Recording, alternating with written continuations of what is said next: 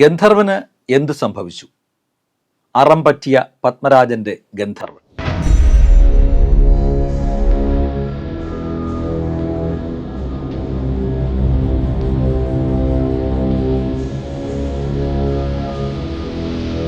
P Padmarajan തിരക്കഥെഴുതി സംവിധാനം ചെയ്ത ചലച്ചിത്രമാണല്ലോ ഞാൻ ഗന്ധർവൻ. നിതീഷ് ഭരദ്വാജ്, സുപർണ എന്നിവർ മുഖ്യവേഷങ്ങളിൽ അഭിനയിച്ച സിനിമ. നിതീഷിന് മഹാഭാരതം പരമ്പരയിലെ കൃഷ്ണനായും സുപർണയെ വൈശാലിയിലൂടെയും നമുക്ക് ഏറെ പരിചിതരാണ്. ഭൂമിയിലെ ഒരു കന്യകയെ പ്രണയിക്കുന്ന ഗന്ധർവന്റെ കഥയാണ് ഞാൻ ഗന്ധർവനിൽ പത്മരാജൻ ആവിഷ്കരിച്ചിരിക്കുന്നത്. പത്മരാജൻ അവസാനമായി സംവിധാനം ചെയ്ത സിനിമയാണ് ഞാൻ ഗന്ധർവൻ. ഹിന്ദു ബുദ്ധമത വിശ്വാസങ്ങളിൽ പ്രതിപാദിക്കുന്നതും ദേവലോകത്തെ ഗായകർ എന്ന് പറയപ്പെടുന്നതുമായ ഗന്ധർവൻ എന്ന സാങ്കല്പികതയുടെ കൂടെ പ്രണയവും കൂട്ടിച്ചേർത്ത് പത്മരാജന്റെ രചനയിലും സംവിധാനത്തിലും 1991 പുറത്തിറങ്ങിയ സിനിമയാണ് ഞാൻ ഗന്ധർവൻ.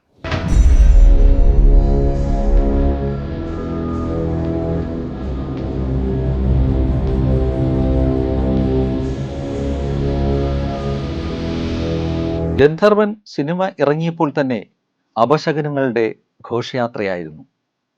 പത്മരാജനെ മരണം തേടിയെത്തി. നിർമ്മാതാവ് മോഹനൻ അപകടത്തിൽപ്പെട്ട് ആശുപത്രിയിലായി. നടൻ നിതീഷ് ഭരദ്വാജിനും അത്ര സുഖകരങ്ങളായ അനുഭവങ്ങളല്ല ഉണ്ടായത്. നിർമ്മാതാവ് ഗുഡ് നൈറ്റ് മോഹൻ അപകടത്തിൽപ്പെട്ട അതേ സമയത്ത് തന്നെ പൂനെയിൽ വെച്ച് നിതീഷ് ഭരദ്വാജിനും അപകടമുണ്ടായി. പത്മരാജൻ ഒരിക്കലും ചെയ്യാൻ പാടില്ലാത്ത ചിത്രമായിരുന്നു ഞാൻ ഗന്ധർവനെന്ന് സിനിമാ ലോകത്ത് നിന്ന് അഭിപ്രായം ഉയർന്നിരുന്നു. ഞാൻ ഗന്ധർവന്റെ ചിത്രീകരണം തുടങ്ങിയത് മുതൽ പ്രശ്നങ്ങൾ ഏറെ ഉണ്ടായി.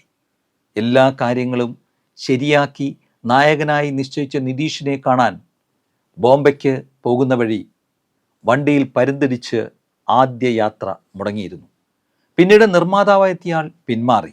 അങ്ങനെ തുടക്കം മുതൽ നിരവധി പ്രശ്നങ്ങളാണ് നേരിട്ടിരുന്നത്. അതുപോലെ തന്നെ ഷൂട്ടിങ്ങിനിടയിൽ പല അഭിനേതാക്കൾക്കും ചെറുതും വലുതുമായ അപകടങ്ങളും സംഭവിച്ചിരുന്നു. ഗന്ധർവന്റെ കഥ പറയുന്നത് അനിഷ്ടങ്ങൾ ഉണ്ടാക്കും എന്ന് പല കോണിൽ നിന്നും മുന്നറിയിപ്പ് കിട്ടിയിരുന്നു പത്മരാജന്. കഥാതന്തു കേട്ടപ്പോൾ തന്നെ അദ്ദേഹത്തിൻ്റെ പത്നി ഉൾപ്പെടെ ഒരുപാട് ആളുകൾ ഈ കഥ ഉപേക്ഷിക്കാൻ ആവശ്യപ്പെട്ടിരുന്നു. അങ്ങനെ പലതവണ ചെയ്യാതെ മാറ്റിവെച്ച വിഷയമാണ് പിന്നീട് ഞാൻ ഗന്ധർവൻ എന്ന സിനിമയായി പത്മരാജൻ അവതരിപ്പിച്ചത്.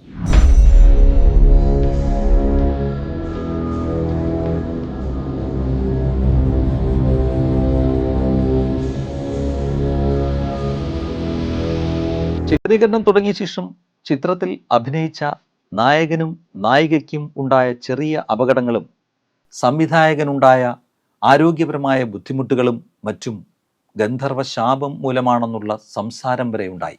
റിലീസായപ്പോൾ ചിത്രത്തിന് വേണ്ടത്ര സ്വീകാര്യത ഇല്ലായിരുന്നു.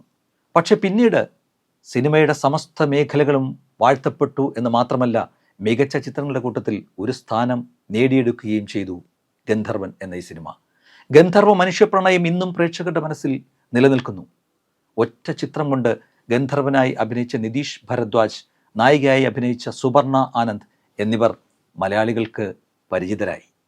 കാലങ്ങൾ എത്ര കഴിഞ്ഞാലും പുതുമ നഷ്ടപ്പെടാത്ത പ്രമേയം ആയതുകൊണ്ടും മേക്കിംഗ് ക്വാളിറ്റി കൊണ്ടും മികച്ച ഗാനങ്ങൾ കൊണ്ടും എന്നും മടുപ്പില്ലാതെ കണ്ടിരിക്കാവുന്ന ഒരു സിനിമയാണ് ഞാൻ ഗന്ധർവൻ. ഈ ചിത്രത്തിലെ പാലപ്പൂവേ എന്ന ഗാനത്തിന് KS ചിത്രയ്ക്ക് മികച്ച ഗായികയ്ക്കുള്ള സംസ്ഥാന അവാർഡും ലഭിച്ചു എന്നുള്ളതും എടുത്തു പറയേണ്ട ഒന്നാണ്. ഗന്ധർവൻ ഉണ്ടോ ഇല്ലയോ എന്നുള്ളത് ഓരോരുത്തരുടെയും യുക്തിക്ക് വിടുന്നു. എന്തായാലും മലയാളികൾക്ക് ഗന്ധർവൻ എന്ന് കേട്ടാൽ ഓർമ്മ വരുന്നത് പത്മരാജന്റെ ഗന്ധർവനെ ആണ്. ഗന്ധർവന്മാർ തങ്ങളുടെ രഹസ്യങ്ങൾ മനുഷ്യർക്ക് വെളിപ്പെടുത്തുന്നത് ഇഷ്ടപ്പെടുന്നില്ല എന്നാണ് പുരാണങ്ങൾ പറയുന്നത്.